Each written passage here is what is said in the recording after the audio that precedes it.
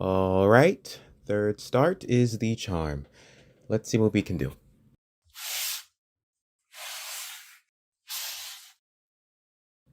Hello all, I am CJ, a black queer artist who uses they them pronouns by the way, and I've been doing art for 11 years.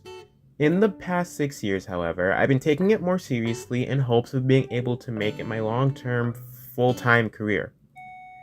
I started this YouTube channel, in addition to my other socials, to post more about art and get myself and what I do out there. And honestly, I've been doing a pretty bad job at it. Not necessarily on Bluesky or Cara, but mainly here, YouTube. This bad job, however, is due to a lot of internal instability and anxiety at putting myself on the internet and deciding how and in what ways I want to share myself to potential viewers. Heck, by the time this video will have come out, I would have delisted commentary videos from as old as December 2025 and as recent as July 1st of this year. If you call me anything, anxious and a little insecure would be a fair descriptor. In truth, though, I was on the fence about if I even wanted to give YouTube any true focus and needed that bad batch of low-effort commentary and speed paint videos to get my feet wet and spur me to lock in and give my all if I want this to truly work. Speaking a little more to anxiety and insecurity, though, mine is made worse by artists online recommending finding a niche of content and concepts that you like and can get obsessed about to not only build your skill, but to also create consistency and reliability for potential viewers. This, however, is a big problem for me because for those of you from the aforementioned social medias, Bluesky and Cara, or maybe even my YouTube shorts, y'all know I have no niche. I love making abstract art, character illustrations, character designs, fan art, and potentially more as I grow and evolve as an artist. This probably makes it hard for people, let alone myself, to define exactly what I do and what I can be hired for. I mean, when setting up on VGen for the first time, I genuinely struggled to decide what my kind of art was past digital because you trying to explain this. Even with this struggle to define myself and to more comfortably position myself as a content creator on this platform, I still opt to break down barriers, share my projects, and make a space for myself and other artists who hope to not be held down by niches and find success regardless of whatever it is we choose to do, and maybe find a bit more fun in art than what it is already for some of us. This is also a channel restart for me to try to put out more entertaining videos related to whatever it is I want to talk about, whenever I want to talk about it, in order to yap your ear off to oblivion and maybe fill the silences in your day. And today, I want to talk a little more about nichelessness and having art career anxiety, because I am terrified of getting a job that potentially isn't this and having to function more as an adult.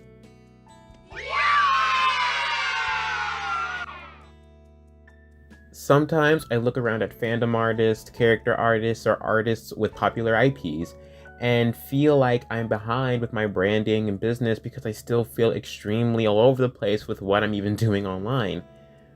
I see so many artists who are just so passionate about their OCs, their stories, headcanons, alternate universes or timelines, the works, and the focused marketing potential inherent in their creations. And I just sort of prop up a bunch of stuff on various stores and hope it's enough, and it usually isn't. Who could have known?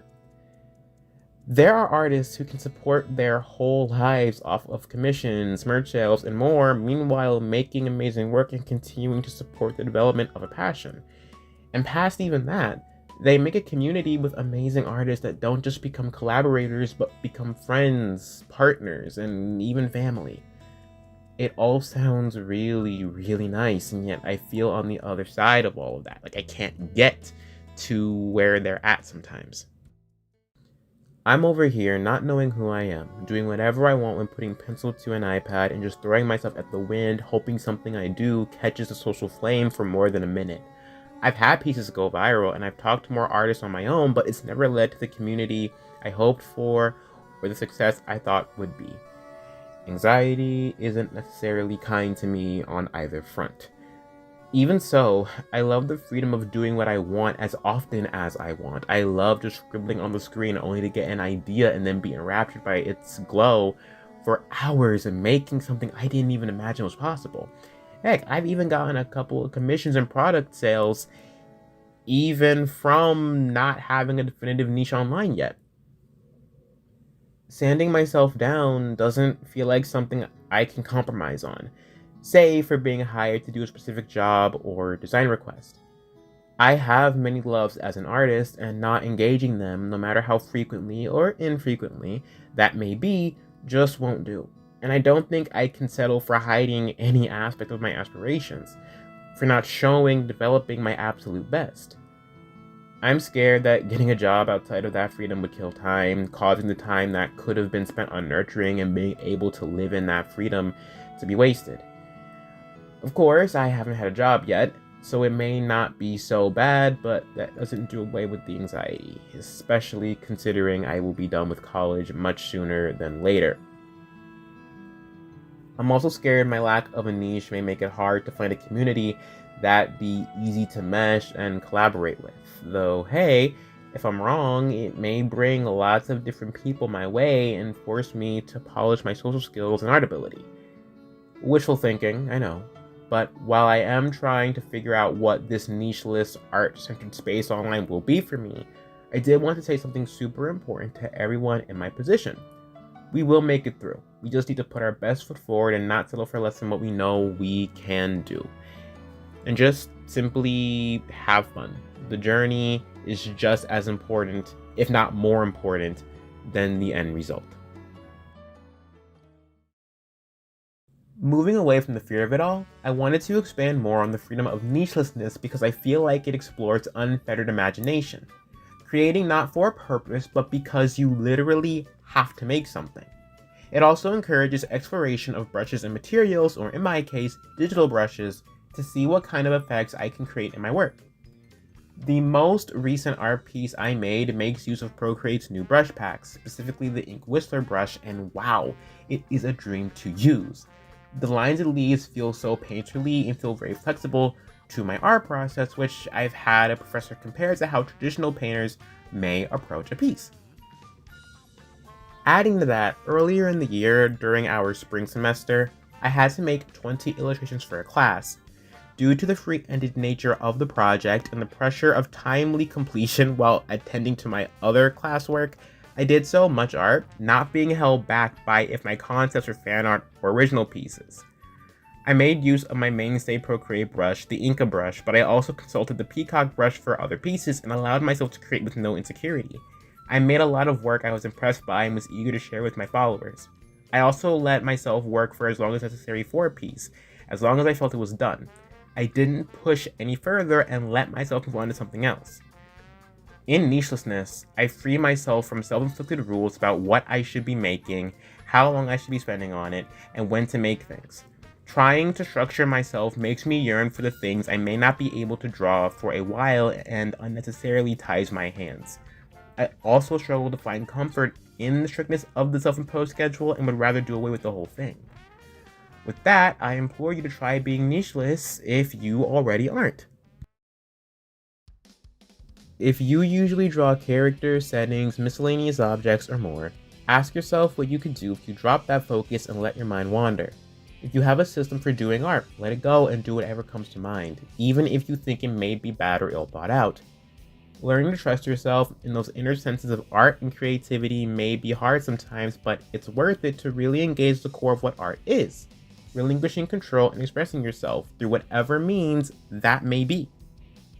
Creativity and our drive to be creative comes in waves, and the only way we grow is by going with their flow for however long we may want to before the currents change and take us elsewhere, see where we just end up. I personally am not sure how good that will be for consistency, but hey, who doesn't like a fun surprise? And if you choose to stick around here, I hope that I can surprise, if not entertain you. Alright, well, that should be all for this video right now. YouTube as a social media platform has been a rockier start for me just because, as I've already said, I've been so unsure about posting here, and I know that the presentation of my videos hasn't been doing the greatest for it. For those who still stuck around through my messiness and stumbling and mumbling and not the best quality videos from the start, I genuinely appreciate you for sticking around, believing in what I can do, and just wanting to see more of me. I really hope I don't disappoint. And for any of you who are new, I hope you stick around. But hey, if you want to support me or follow me, the links to my various social medias, stores, portfolio site, and Ko-fi and VGen, the VGen specifically for commissions, are in the description below.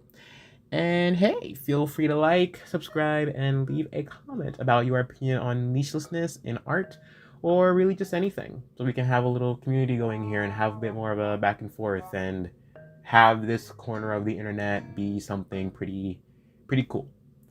Thank you for watching, and see you guys whenever. Bye.